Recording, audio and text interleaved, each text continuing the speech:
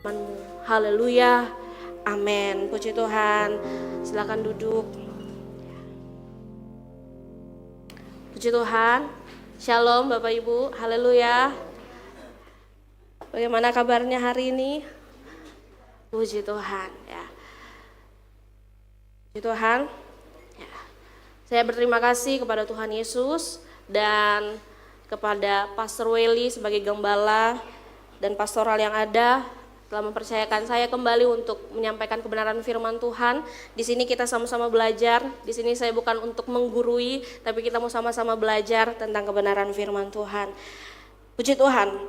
Hari ini kita akan berbicara tentang sesuatu yang sangat dekat dengan hidup kita, ya, tetapi sering kita anggap biasa saja, yaitu pekerjaan kita. Makanya kenapa tema saat siang hari ini diciptakan untuk bekerja. Mungkin sebagian kita berpikir topiknya hari ini sederhana, ya, tentang pekerjaan. Tapi sebenarnya ini adalah bagian terbesar dalam hidup kita. Ini adalah bagian terbesar dalam hidup kita. Karena hampir setiap hari kita menghabiskan waktu, tenaga, dan pikiran kita untuk bekerja. Ya, artinya bahwa cara kita memandang pekerjaan akan sangat menentukan kualitas hidup kita. Ya, dan firman Tuhan hari ini akan menolong kita melihat pekerjaan kita. Bukan sekedar sebagai rutinitas saja, tetapi sebagai sesuatu yang penuh dengan makna. Ya. Kalau saya mau tanya hari ini, ya, kapan kita merasa paling dekat dengan Tuhan? Pertanyaannya sangat simpel. Kapan kita merasa paling dekat dengan Tuhan? Mungkin jawabannya saat ibadah, saat kita berdoa, saat kita penyembahan. Dan itu tidak ada salahnya. Ya, itu tidak ada salahnya, karena di momen-momen seperti itu kita secara sadar mengarahkan hati kita kepada Tuhan. Ya, ini secara sadar. Tapi perhatikan itu hanya sebagian kecil dari waktu kita dalam satu minggu, benar atau tidak? Ya. Itu hanya sebagian kecil dari waktu kita dalam satu minggu ini, dari hari Senin sampai hari Minggu. Tapi kalau misalnya ada pertanyaan lagi, bagaimana dengan saat kita bekerja? Apakah kita merasa dekat dengan Tuhan saat kita bekerja?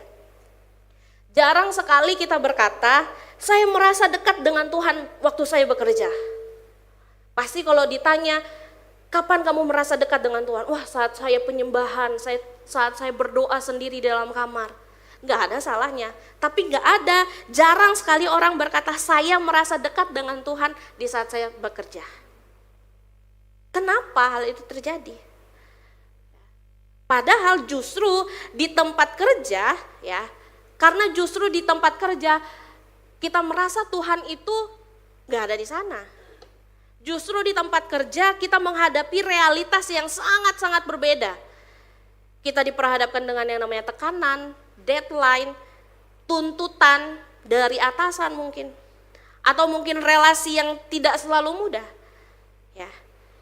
Ini yang realitasnya yang kita hadapi. Bukan cuma para pekerja, tapi mungkin yang di rumah juga mungkin banyak sekali tekanan. Atau mungkin yang bersekolah, yang kuliah, banyak sekali tantangannya, banyak sekali tekanannya. Ya. Dan di tengah semua itu, kita sering merasa Tuhan itu jauh. Tuhan itu enggak ada di dekat kita. Kita merasa seperti itu. Ya. Karena realitanya, ya, dikotomi kehidupan, ya, Senin sampai Sabtu kita bekerja. Senin sampai Sabtu kita bekerja. Jadi sering dianggap Senin sampai Sabtu itu area yang biasa atau netral, ya. Netral dari kehadiran Allah. Kemudian Minggu kita beribadah. Di hari Minggu itu kita menganggap ini adalah area yang rohani. Area yang dimana Tuhan itu hadir secara eksklusif. Dan akhirnya tanpa sadar kita membagi hidup kita. Kita membagi hidup kita. Yang rohani dan yang biasa aja. Dan ini yang berbahaya. Ini yang berbahaya kalau hidup kita kita bagi dalam kedua hal ini? Yang rohani, yang biasa. Karena kita mulai berpikir, Tuhan itu hanya bekerja waktu di gereja, waktu penyembahan, waktu kita berdoa. Ini karena kita sudah membagi kehidupan kita.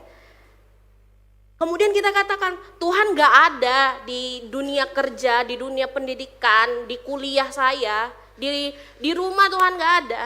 Gitu. Ini yang berbahaya kalau kita sampai membagi hidup kita. Kalau hari Minggu ya rohani lah. Kalau hari Senin sampai Sabtu ya bolehlah yang biasa-biasa gitu. Ya kan? Padahal sekali lagi saya mau tekankan, sebagian besar hidup kita justru terjadi di luar gereja. Kita datang di gereja berapa jam aja sih? Ya kan? Di gereja paling lama 2-3 jam. Lebih banyak kita ada di luar gereja. Tapi kalau kita ditanya seberapa kita merasa dekat dengan Tuhan, wah waktu saya berdoa, saat saya ibadah, berarti cuma 3 jam dong dekat sama Tuhannya. Terus yang hari-hari kemarin berapa puluh jam yang sudah kita lewati itu bagaimana? Ya. Nah, firman Tuhan berkata di dalam Mazmur 139 ayat 7 sampai ayat yang ke-8, kemana aku dapat pergi menjauhi rohmu? Kemana aku dapat lari dari hadapanmu? Jika aku mendaki ke langit, engkau di sana. Jika aku menaruh tempat tidurku di dunia orang mati, di situ pun engkau. Jadi dari ayat ini sudah jelas bahwa tidak ada tempat tanpa kehadiran Tuhan. Dimanapun kita berada, di situ Tuhan hadir. Tapi kenapa tadi waktu di awal saya bilang, kebanyakan kita seringkali berkata di setiap waktu kerja kita merasa Tuhan gak ada. Padahal firman Tuhan sudah katakan, dimanapun kita berada di situ Tuhan hadir. Dimanapun kita berada di situ Tuhan hadir. Artinya Tuhan ada di kantor kita, Tuhan ada di ruang kelas kita, Tuhan ada di rumah kita. Dan Tuhan tidak terbatas oleh tempat. Jadi masalahnya bukan Tuhannya yang gak ada. Ya, masalahnya di sini bukan Tuhannya yang gak ada, tapi kita yang tidak menyadari bahwa Tuhan itu ada. Masalahnya bukan Tuhan tidak hadir, tapi seringkali kita kehilangan mata untuk melihat Dia. Padahal kita sudah tahu Tuhan itu gak pernah terbatas dengan ruang dan waktu. Tuhan selalu ada dalam setiap kehidupan kita. Salahnya bukan Tuhan gak hadir, tapi kita yang kehilangan mata untuk melihat Dia. Kita terlalu fokus pada masalah, kita terlalu fokus pada tekanan, kita terlalu fokus pada orang, pada situasi, pada deadline yang ada. Sehingga kita lupa, kita kehilangan kesadaran bahwa Tuhan itu sedang bekerja loh di dalam itu semua. Tuhan sebenarnya sedang bekerja di tengah tekanan, di tengah masalah, tapi kitanya aja yang merasa Tuhan itu jauh. Karena kita kehilangan mata kita untuk melihat Dia. Padahal Tuhan gak pernah meninggalkan kehidupan kita. Dan akhirnya kita mulai bertanya, apakah semua ini berarti? Dari bangun pagi dari hari Senin, ya biasa kalau hari Minggu orang-orang yang bekerja atau yang sekolah biasa, ya besok sudah hari Senin. Hari yang rasanya tidak mengenakan gitu. Hari Senin, bangun pagi, kerja, setelah itu pulang, lelah, kemudian besoknya diulangi lagi dan itu terus menerus diulang dari Senin sampai Sabtu. Kita malah mencari makna di balik rutinitas yang tampaknya itu melelahkan. Rutinitas tanpa makna yang akhirnya menghasilkan kelelahan dalam hidup kita. Jadi saudara, ini bukan sekedar masalah pekerjaan kita. Ini adalah masalah makna hidup kita.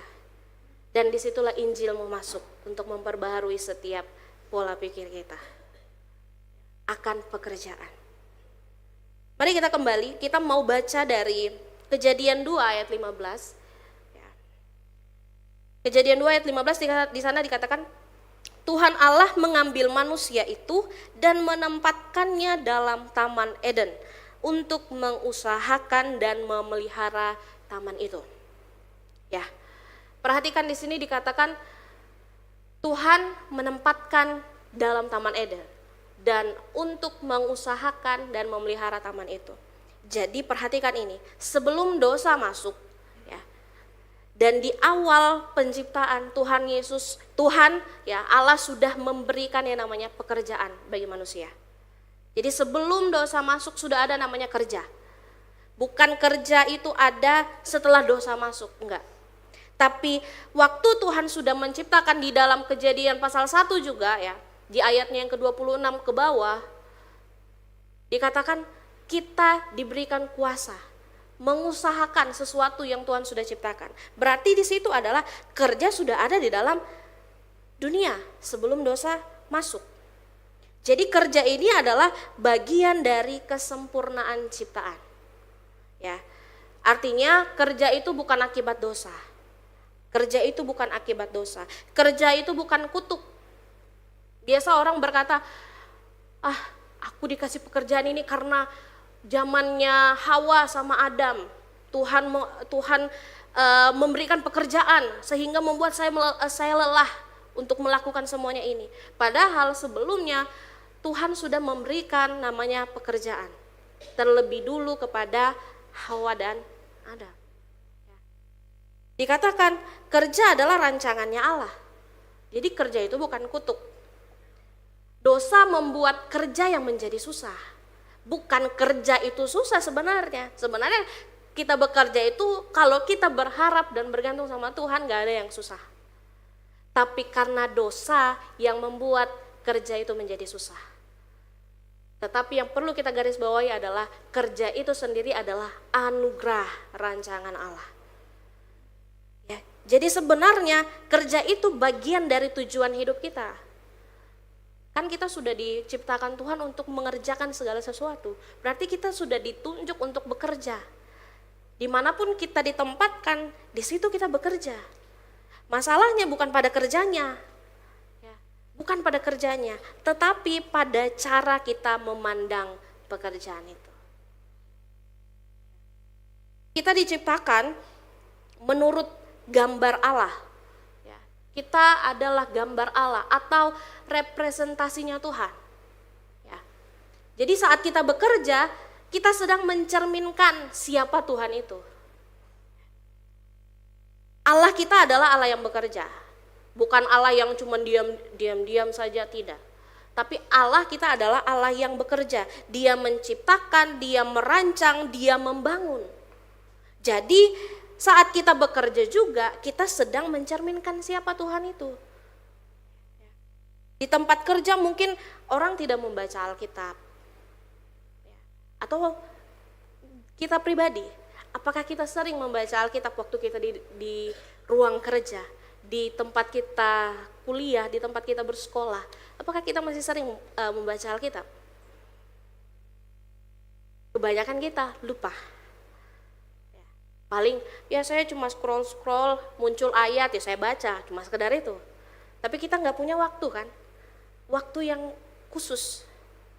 Makanya kita akhirnya berkata saya dekat dengan Tuhan waktu saya cuma berdoa pribadi di rumah saat saya beribadah. Akhirnya bekerja kita merasa kita jauh dari Tuhan. Jadi saat kita bekerja kita sedang mencerminkan siapa Tuhan itu. Siapa sih Tuhan kita? Tuhan kita adalah Dia yang menciptakan hidup saya dan saudara. Tuhan saya adalah Tuhan yang merancang semuanya, merancang masa depan saya, membangun kehidupan saya untuk menjadi orang yang lebih baik. Dan biarlah kita juga mau bekerja, kita mau merepresentasikan siapa Tuhan kita. Ya. Di tempat kerja kita tadi saya katakan mungkin orang nggak membaca Alkitab, tetapi mereka membaca hidup kita. Mereka membaca hidup kita. Mereka melihat apa dari hidup kita? Mereka melihat cara kita berbicara, cara kita merespon tekanan, cara kita bersikap. Dan kita adalah menjadi Alkitab yang terbuka buat orang lain. Dan di situ mereka membentuk gambaran tentang Tuhan. Di saat kita merepresentasikan Tuhan dalam hidup kita dengan cara kita bekerja seperti apa yang Tuhan sudah kehendaki. Akhirnya mereka mempunyai gambaran, oh Tuhan itu Tuhannya dia itu seperti ini ya. Sehingga bukan lagi orang merasa bahkan diri kita merasa pekerjaan itu susah, pekerjaan itu melelahkan, tapi karena kita melakukannya sama seperti Tuhan melakukan, semuanya nggak ada yang namanya lelah, nggak ada yang namanya susah, pasti semuanya dipermudah oleh Tuhan. Kalau kita mengandalkan Tuhan. Jadi hidup kita ini adalah Alkitab yang mereka baca, meskipun mereka nggak buka fisiknya.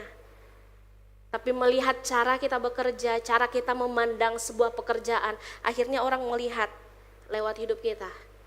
Kita sebagai Alkitab yang mereka baca.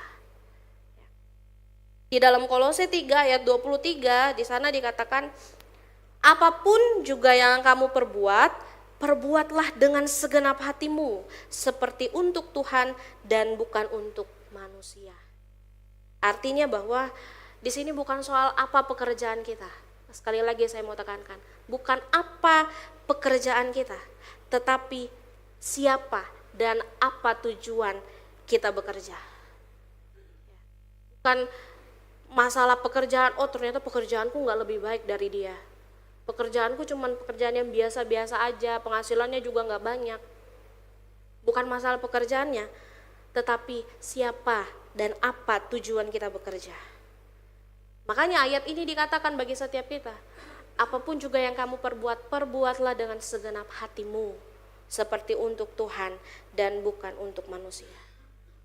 Mungkin gak ada yang melihat, mungkin gak ada yang melihat pekerjaan kita, mungkin gak ada yang melihat sikap kita, cara kita bekerja. Tetapi ada satu mata yang tetap terus melihat kehidupan kita. Tuhan tetap terus melihat apa yang kita kerjakan. Kesetiaan kita mungkin yang dipandang orang sangat kecil, kejujuran, ketekunan, tapi semua itu yang kita kerjakan, semua bernilai di mata Tuhan. Semua bernilai di mata Tuhan. Kerja itu tadi saya katakan adalah dalam rancangannya Tuhan, adalah sebuah anugerah. Ya. Tetapi realitanya dosa mengubah taman menjadi padang gurun yang berduri. Awalnya kita dari masa penciptaan Tuhan memberikan pekerjaan, itu nggak ada yang susah. Semuanya dipermudah oleh Tuhan. Tapi karena dosa mengubah taman menjadi padang yang berduri. Padang gurun yang berduri. Kenapa padang gurun yang berduri? Yang pertama, melelahkan. Kerja menjadi sumber stres. Ya, biasanya kalau sudah pulang malam, aku stres dengan pekerjaan. Harus lembur setiap hari. Gak ada rasanya pulang cepatnya gitu. Melelahkan. Kemudian menekan. Persaingan yang tidak sehat. Banyak persaingan pasti di dunia pekerjaan. Bukan cuma di dunia pekerjaan, di sekolah, di mungkin rumah tangga mungkin banyak sekali persaingan. Ini semua terjadi karena dosa. Dosa yang masuk, yang mengubah semuanya. Dosa yang mengubah semuanya. Akhirnya realitanya kerja terasa berat. Karena dunia sudah jatuh dalam dosa. Makanya bahayanya di sini, ya, bahaya berhala ketika kita mencari identitas dan nilai diri hanya dari pencapaian karir. Ini bahayanya. Kita mulai mencari nilai diri kita dari pekerjaan. Kalau saya berhasil, wah saya berharga. Kalau saya gagal, saya tidak berarti. Sama halnya waktu kita membuktikan diri. Waktu kita sudah membuktikan diri, kita berhasil membuktikan diri sama orang lain, wah kita merasa sombong, merasa saya berharga. Tapi waktu kita mau membuktikan diri ternyata kita gagal, akhirnya kita hancur. Sama halnya ini. Kalau kita mencari nilai diri kita itu dari pencapaian karir. Kalau saya berhasil, saya berharga. Kalau saya gagal, saya tidak berarti apa-apa. Karena pusatnya ya, kerja itu menjadi sumber identitas kita. Padahal Sudah sering kali kita mendengarkan dari firman Tuhan bahwa identitas kita itu sudah ada di dalam tangan Tuhan. Tuhan sudah memberikan kita identitas, kita adalah anak Allah dan kita sudah diterima. Bukan kita mencari nilai diri lagi dari pencapaian karir, dari kita harus membuktikan diri sama orang lain. Enggak. Ya. Karena dalam Pengkhotbah 11 ayat 2. Pengkhotbah 11 ayat 2 di sana dikatakan, ketika aku meneliti segala pekerjaan yang telah dilakukan tanganku dan segala usaha yang telah kulakukan untuk itu dengan jerih payah, lihatlah segala sesuatu adalah kesia-siaan dan usaha menjaring angin dan seterusnya. Di sana dikatakan adalah kesia-siaan. Jadi tanpa Tuhan semua terasa sia-sia. Di saat kita bekerja, kita hanya mencari nilai diri dalam kita bekerja, semuanya sia-sia. Ini yang sudah dicatat oleh Alkitab. Semua yang kita lakukan untuk mencapai namanya nilai diri, identitas kita lewat pekerjaan, semuanya sia-sia. Karena kita mencari makna, mencari arti di tempat yang salah. Tuhan mau mengajarkan bagi setiap kita, dimanapun kita berada, kita mau tetap menyatakan saya sudah diterima dulu kok sama Tuhan. Lewat kita bekerja, kita sekolah, kuliah, di rumah, kita mau nyatakan saya sudah diterima, saya sudah berharga, dan saya mau melakukan semuanya untuk kemuliaan Tuhan. Yesus sudah memulihkan hidup kita. Yesus sudah memulihkan hidup kita, bukan hanya mengampuni dosa kita, tetapi Dia memulihkan cara kita memandang segala sesuatu. Tuhan bukan hanya mengampuni dosa kita, tapi Dia memulihkan cara kita berpikir, cara kita memandang pekerjaan, cara kita memandang kehidupan kita. Tuhan bukan hanya menyelamatkan kita dari pekerjaan, tetapi Dia menebus pekerjaan kita. Di dalam Kristus kita sudah diterima, di dalam Kristus kita sudah dikasihi. Yang perlu kita tekankan, identitas kita tidak lagi bergantung pada hasil kerja kita, karena identitas kita sudah diterima di dalam Kristus. Di dalam Kristus kita sudah diterima. Apa yang mau kita cari lagi? Apa lagi yang kita mau buktikan sama orang lain? Kita sudah diterima kok, kita sudah dikasihi kok. Mungkin banyak orang di luar sana tidak suka dengan pencapaian kita dalam bekerja, usaha kita dalam bekerja. Banyak sekali mungkin orang yang ingin menjatuhkan kita. Tapi di saat kita memandang pekerjaan itu adalah rancangan Tuhan, adalah anugerah Tuhan, dan kita mau melakukan semuanya bersama dengan Tuhan, tidak ada yang bisa menjatuhkan setiap kita. Karena hidup kita bergantung hanya kepada Tuhan. Di dalam Galatia 2 ayat 20, namun aku hidup tetapi bukan lagi aku sendiri yang hidup, melainkan Kristus yang hidup di dalam aku. Bisa kita pegang ayat ini di saat kita bekerja, bukan lagi kita yang bekerja sendirian di dalamnya, tidak. Tetapi di dalamnya ada Tuhan yang hidup di dalam saya, di dalam kita, yang akan membantu menolong setiap kehidupan kita. Kita sudah diterima oleh Tuhan melalui kasih karunia-Nya. Jadi kita bisa berpikir, kita bisa berkata, kita tidak bekerja untuk diterima. Hari ini kita tidak bekerja untuk diterima, tapi kita bekerja karena kita sudah diterima oleh Tuhan. Dan ini mengubah motivasi kita yang sebelumnya. Yang sebelumnya motivasi kita bekerja supaya saya diterima, supaya orang melihat saya berhasil, supaya orang melihat saya hebat. Tetapi dari kebenaran firman Tuhan ini mengubah semuanya. Mau menyatakan dalam hidup kita bahwa saya bekerja bukan karena untuk diterima orang, tapi saya bekerja karena saya sudah diterima dahulu oleh Tuhan. Dan itu yang mau terus kita pegang. Tempat kerja itu adalah ladang misi. Ya, tempat kerja itu adalah ladang misi. Tuhan menempatkan kita di tempat kita bekerja, di tempat kita sekolah, kuliah, di rumah, bukan secara kebetulan. Tuhan menempatkan kita di sana karena Tuhan ingin memakai setiap kehidupan kita. Tuhan ingin memakai pekerjaan kita, bukan hanya untuk mengubah kita secara pribadi, tetapi juga mengubah dunia di sekitar kita. Kalau kita memiliki cara pandang yang baik tentang pekerjaan, cara pandang yang berubah dari yang dulu kita memandang pekerjaan itu sangat melelahkan, gak enak, tapi di saat kita memandang pekerjaan itu adalah ladang misinya Tuhan, pekerjaan itu adalah anugerah dari Tuhan, dan saya mau kerjakan semuanya itu untuk kemuliaan nama Tuhan. Karena Tuhan mau pakai setiap kita di balik apapun tugas kita, profesi kita. Tuhan mau pakai kita untuk mengubah dunia di sekitar kita. Bukan hanya kita yang diubahkan oleh Tuhan, tapi orang-orang yang ada di sekitar kita pun diubahkan lewat hidup kita yang melakukan apa yang Tuhan inginkan. Dalam 1 Korintus 15 ayat 58 di sana dikatakan, karena itu saudara-saudaraku yang kekasih, berdirilah teguh, jangan goyah, dan giatlah selalu dalam pekerjaan Tuhan. Sebab kamu tahu bahwa dalam persekutuan dengan Tuhan jerih payahmu tidak sia-sia. Jadi tidak ada yang sia-sia di dalam Tuhan. Kalau kita mau terus bergantung dan berharap hanya kepada Tuhan. Kita mau memandang pekerjaan bukan lagi hal yang melelahkan, hal yang susah untuk dilewati, tapi kita mau melakukan semuanya dengan pertolongan Tuhan. Ya, dengan pertolongan Tuhan.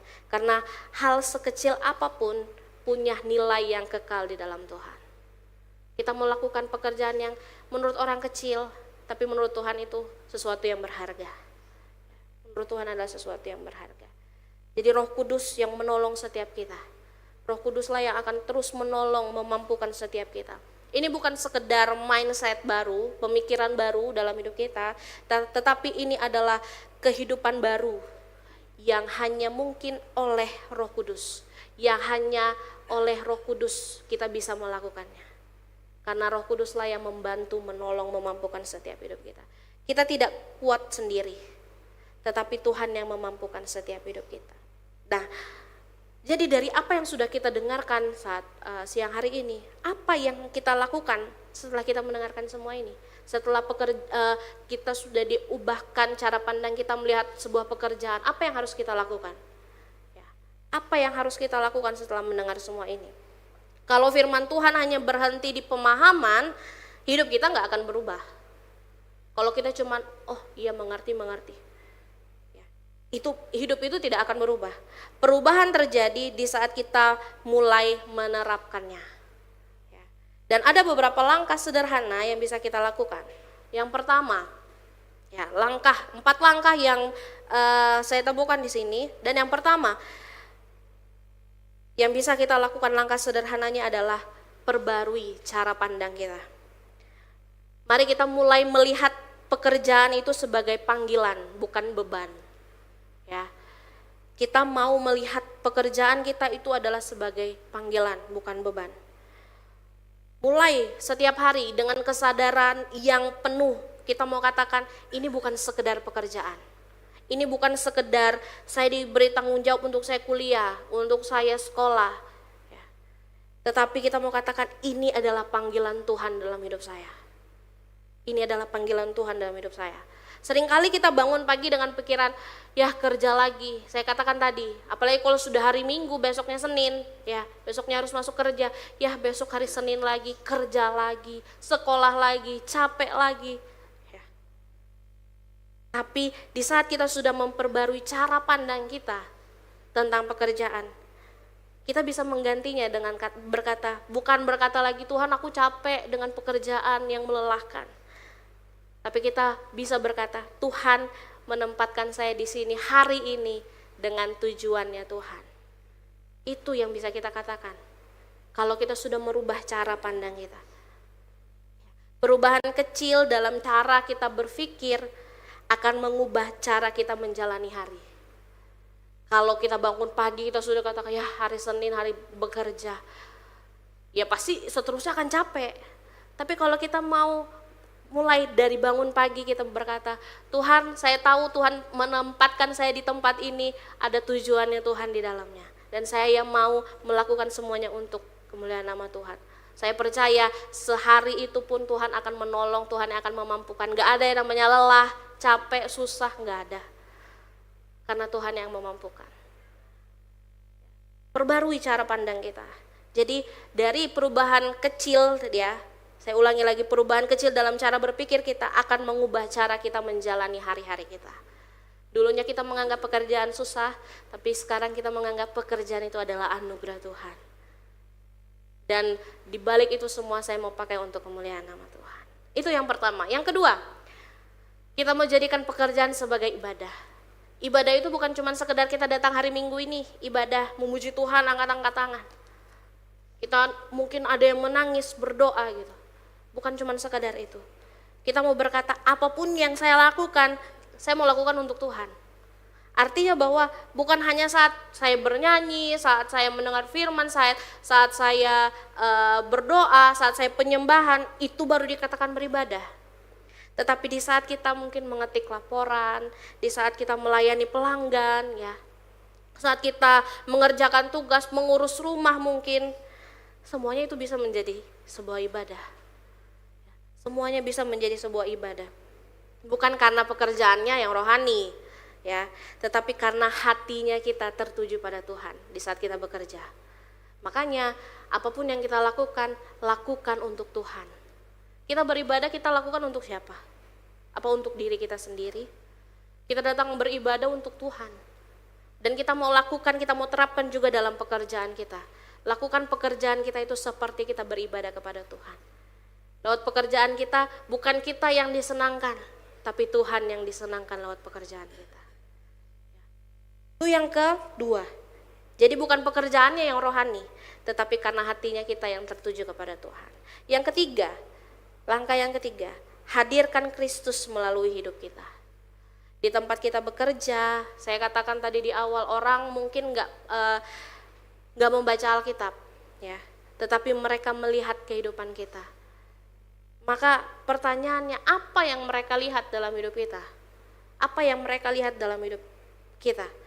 Apakah mereka melihat kejujuran, kesabaran mungkin, atau integritas mungkin, kerendahan hati mungkin, atau justru sebaliknya yang mereka lihat dalam hidup kita?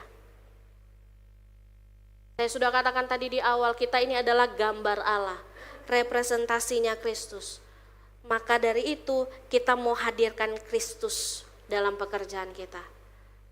Kita mau jadi terang, kita mau jadi berkat bagi banyak orang lewat pekerjaan kita. Bukan melalui kata-kata saja. Biasanya kita sering memotivasi orang. Wah, senang sekali memotivasi orang dengan kata-kata yang rohani, tapi belum tentu hidupnya melakukan semua yang diucapkan. Tapi di sini Tuhan mau kita menghadirkan Kristus melalui hidup kita, bukan cuma sekedar kata-kata yang keluar, tetapi melalui cara hidup kita sepanjang hari, setiap harinya. Sehingga orang melihat Kristus ada dalam hidup kita. Bukan kita mau menunjukkan siapa diri kita, hebatnya diri kita, enggak. Tapi lewat pekerjaan kita mau menunjukkan bahwa Kristus yang ada di dalam saya yang memampukan saya untuk bekerja. Dan yang terakhir, langkah yang keempat, setia dalam hal kecil. Seringkali kita menunggu hal-hal yang besar. Biasanya kita contoh aja di gereja. Kalau saya nggak dikasih tunjuk WL, singer, main musik, wah rasanya kurang pas, kurang lengkap gitu. Karena kita menunggu hal-hal yang besar aja, ya kan? Kita menunggu hal-hal yang besar. Sama halnya di pekerjaan. Kalau mungkin atasan nggak memberikan kita sebuah kesempatan yang besar gitu, kita merasa kurang lengkap. Dan inilah fokusnya kita manusia, selalu menunggu hal-hal yang besar, pelayanan yang besar, kesempatan yang besar. Tetapi Tuhan berkata yang sebaliknya. Tuhan berkata sebaliknya, Tuhan justru bekerja melalui hal-hal yang kecil. Dengan cara apa? Kita bekerja, mungkin kita datang tepat waktu, ya, datang tepat waktu, kita mengerjakan tugas dengan sungguh-sungguh, kita jujur saat kita tidak diawasi, bahkan kita tetap sabar di saat banyak sekali tekanan yang harus kita hadapi. Di situ kita mulai belajar dalam hal-hal yang kecil, kita setia dalam hal-hal yang kecil. Saya cerita tentang bukan saya mau mau menyombongkan diri, tidak, tapi saya mau membuktikan bahwa setia dalam hal yang kecil itu hal yang luar biasa di dalam Tuhan. Contohnya saya ini masih kuliah ya, saya kuliah ya di semester kemarin. Karena yang di Samarinda, saya ini kuliahnya online, dan yang di Samarinda itu cuman 3 orang, ya 3 orang, dan kami 3-3-nya ini selalu kalau ada tugas kami yang paling awal ngumpul tugas, 3 orang ini, dan 3 orang ini 2 orang ibu, ya, 1 ibu gembala, satunya ya dia suka menginjil, dan saya satunya. Kami bertiga ini adalah orang yang paling sering kumpulkan tugas, paling pertama. Sampai satu hari satu ibu ini datang ke kampus, dia datang sendiri, biasanya kami bertiga, kemana-mana pokoknya bertiga, menyerahkan tugas bertiga, meskipun kirim WA aja kami selalu sama-sama, gitu, sama-sama kirim tugas. Satu ibu ini datang ke kampus, dia bilang gini, ketemu sama dosen, bilangnya, kok cuman sendiri Bu, biasanya sama 2 teman lainnya. 2 teman yang lainnya sudah kirim duluan loh Bu, bilangnya gitu. Di situ bukan saya mau menyombongkan, tapi di sini saya mau mau mengingatkan bahwa kita melakukan hal yang kecil aja orang senang, ya. Dengan kumpulkan tugas paling duluan, ya paling cepat. Mungkin deadline-nya mungkin bukan tanggal segitu, tapi sudah kumpulkan duluan. Itu sebuah hal yang kecil yang diacungi jempol buat orang, ya kan? Orang pasti senang, orang merasa diberkati. Saya aja waktu disampaikan itu, saya waktu teleponan ibu itu bilang, memang ibu bertiga ini ya, kalian bertiga itu seperti Sri Kandi bilangnya, kemana-mana bertiga, kumpul tugasnya bertiga, dan selalu bertiga ini yang paling duluan ngumpul. Dan semua dosen ngomongnya seperti itu. Dan saya lihat di sini bahwa hal yang kecil aja semua orang pasti diberkati. Apalagi sesuatu hal yang besar yang Tuhan percayakan, pasti Tuhan akan senang melihat kehidupan kita. Karena kehidupan kita memuliakan nama Tuhan. Dari hal ini saya melihat waktu saya dikabarin seperti itu, saya bilang dalam hati, ternyata selama ini kami bertiga ya yang ngumpul duluan. Awalnya sudah mulai mau, ternyata saya. Tapi ternyata Tuhan ingatkan lagi, bukan karena kamu, tapi karena Tuhan yang ada di dalam kamu. Itu yang terus diingatkan. Itu yang terus diingatkan, dan sampai sekarang puji Tuhannya kami bertiga, ya sedikit cerita, kami bertiga yang paling sering konsultasi dengan dosen yang ada. Yang lain kan ada di luar pulau. Mereka bilang mereka itu sudah di luar pulau, susah untuk menghubungi dosen, harus dosen yang menghubungi. Puji Tuhannya lewat hidup saya semua orang-orang diberkati, ya. Dan saya tahu bukan saya yang hebat di dalamnya, tapi Tuhan yang hebat di dalamnya, ya. Makanya setia dalam hal yang kecil. Kalau kita sudah setia dalam hal yang kecil, Tuhan akan memberikan semua pelayanan-pelayanan yang besar, semua tanggung jawab yang besar. Dan di balik itu semua, biarlah nama Tuhan saja yang dipermuliakan. Jadi jangan pernah remehkan hal-hal yang kecil. Ya, jangan pernah remehkan hal yang kecil, karena dari situlah karakter setiap kita dibentuk. Kalau dalam hal yang kecil aja kita nggak bisa setia, bagaimana dalam hal yang besar? Ya. Jadi jangan pernah remehkan hal yang kecil, karena di balik itu semua karakter kita sedang dibentuk. Ya. Jadi saudara yang dikasihi oleh Tuhan Yesus, ini bukan tentang kita melakukan hal yang luar biasa, hal yang besar.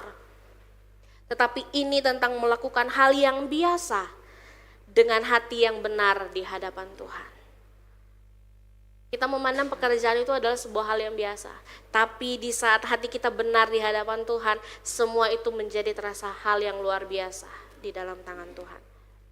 Dan ketika itu semua terjadi, ya, pekerjaan kita berubah menjadi ibadah. Enggak lagi kita merasa pekerjaan melelahkan. Pekerjaan itu susah, tidak. Ya. Dan ketika semua itu terjadi, hidup kita berubah. Dulunya mungkin orang menganggap kita biasa-biasa aja, tapi ketika semua itu terjadi dalam hidup kita berubah menjadi kesaksian bagi orang banyak. dan Tuhan dimuliakan lewat kehidupan kita. Jangan lagi berkata, Tuhan keluarkan saya dari pekerjaan ini, saya lelah dengan pekerjaan ini, saya sudah capek Tuhan dengan pekerjaan ini. Tetapi kita mau katakan, Tuhan pakai saya di tempat saya bekerja, pakai saya dimanapun saya berada untuk kemuliaan nama Tuhan. Kita mau deklarasikan bahwa pekerjaan saya ini adalah panggilannya Tuhan. Bahwa tempat kerja saya itu adalah ladang misinya Tuhan. Tuhan mempercayakan saya untuk bekerja di satu tempat. Saya percaya ada tujuan, ada maksudnya Tuhan di balik itu semua. Dan hidup saya untuk kemuliaan nama Tuhan. Ini yang perlu kita ingat ya. Kita mau deklarasikan. Kita mau deklarasikan bersama bahwa hidup saya bukan untuk saya lagi, tetapi untuk nama Tuhan. Biarlah ini masuk dalam hati kita, bukan hanya sekedar kata-kata, tetapi ini yang menjadi sebuah kekuatan baru yang terus memampukan setiap kita dalam kita bekerja, memampukan setiap kita dalam kita kuliah mungkin, dalam kita sekolah, dalam kita mengurus rumah tangga. Ya, kita mau katakan bahwa semua pekerjaan saya adalah panggilannya Tuhan. Dan saya mau lakukannya untuk kemuliaan nama Tuhan. Apapun yang kita lakukan, mari kita lakukan untuk Tuhan. Ini bukan sebuah teori saja ya. Ini bukan sebuah teori, tapi ini adalah gaya hidup. Kita mau jadikan ini sebuah gaya hidup. Kita bekerja bukan untuk diri kita sendiri, tetapi untuk kemuliaan nama Tuhan. Kita lakukan semuanya untuk nama Tuhan. Nama Tuhan saja yang dipermuliakan lewat apapun yang kita kerjakan. Mungkin keadaan belum berubah hari-hari ini. Tetapi hari ini kita diingatkan bahwa cara pandang kita bisa berubah. Mungkin situasi belum bisa berubah, tetapi cara pandang kita dulu yang diubahkan. Ketika cara pandang kita sudah berubah, ya, hidup kita pun juga mulai berubah. Bukan berubah ke arah yang gak baik, tetapi karena cara pandang kita sudah berubah ke arah Kristus, maka hidup kita juga mulai berubah menjadi hidup yang lebih bermakna. Kita dapat terus memaknai apa yang Tuhan beri dalam setiap hidup kita. Bukan cuman kita menyadari pekerjaan susah, enggak. Tetapi pekerjaan adalah anugerah Tuhan. Mari kita ambil keputusan hari ini. Ya. Kita mau melihat pekerjaan itu bukan lagi hal yang melelahkan, tetapi pekerjaan adalah sebuah ibadah. Pekerjaan adalah sebuah panggilan Tuhan. Dan pekerjaan adalah sebuah ladang misi, di mana kita dapat mengkabarkan kabar baik untuk orang lain. Di dalamnya hanya nama Tuhan saja yang dipermuliakan. Ayat terakhir, kembali, Kolose 3 ayat 23. Ya, ayat ini ya, tentu menjadi ayat penguat bagi setiap kita. Kolose 3 ayat 23 dikatakan, apapun juga yang kamu perbuat, perbuatlah dengan segenap hatimu seperti untuk Tuhan dan bukan untuk manusia. Dimanapun kita pergi dan berada, dimanapun kita bekerja, melangkah, di situ kita mau lakukan semuanya untuk Tuhan, bukan untuk kepentingan kita pribadi. Biarlah lewat kehidupan kita nama Tuhan saja yang dipermuliakan. Puji Tuhan. Saya mau undang pemain musik.